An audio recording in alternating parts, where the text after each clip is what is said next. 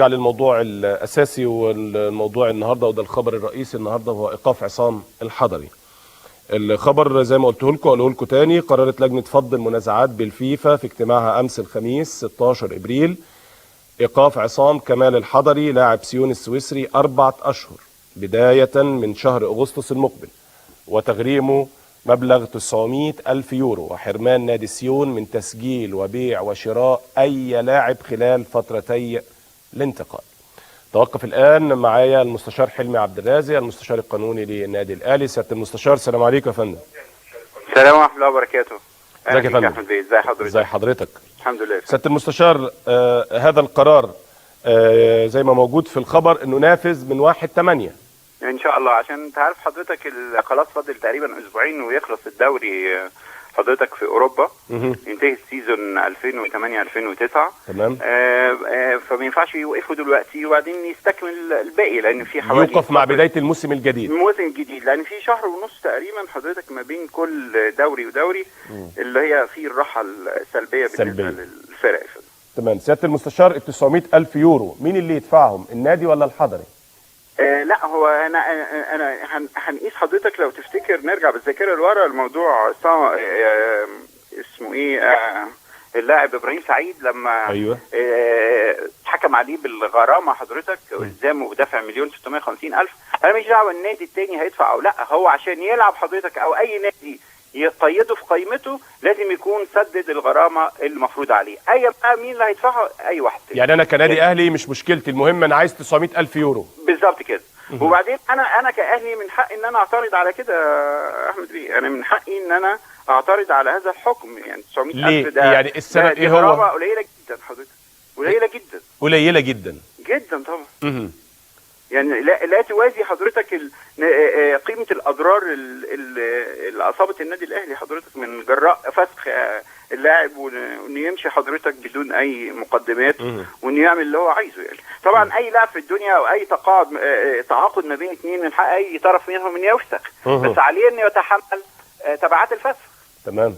فده انا شايف انه حضرتك ده قرار 900,000 ده قليل جدا جدا. قليله. طيب سياده المستشار، النقطه الثانيه اللي اسال حضرتك فيها، او بالنسبه لهذا الموضوع برضو، النادي الاهلي او بالنسبه لنادي سيون، حد فيهم ليه استئناف ولا ده قرار ملزم ونهائي؟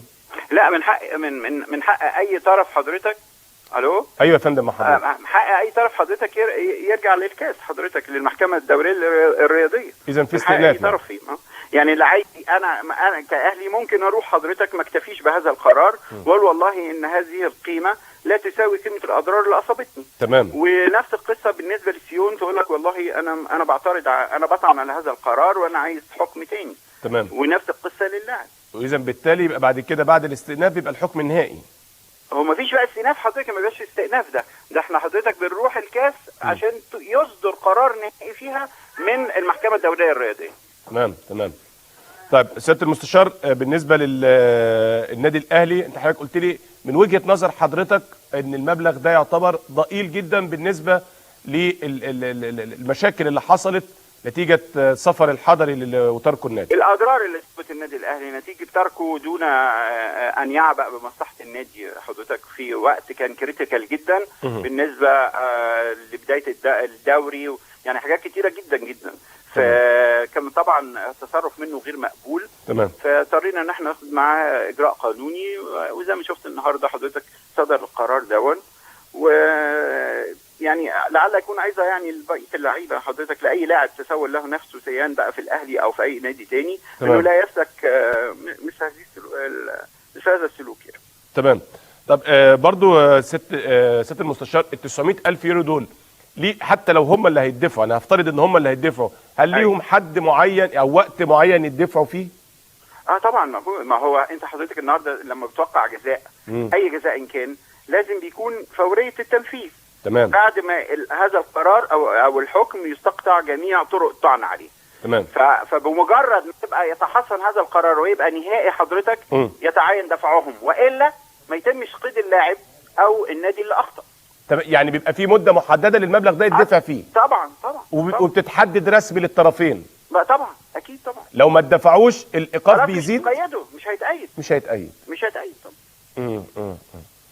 عموما سياده المستشار حلمي عبد الرازق بشكرك شكرا جزيلا تحت أمرك. على هذا الايضاح، شكرا جزيلا يا فندم.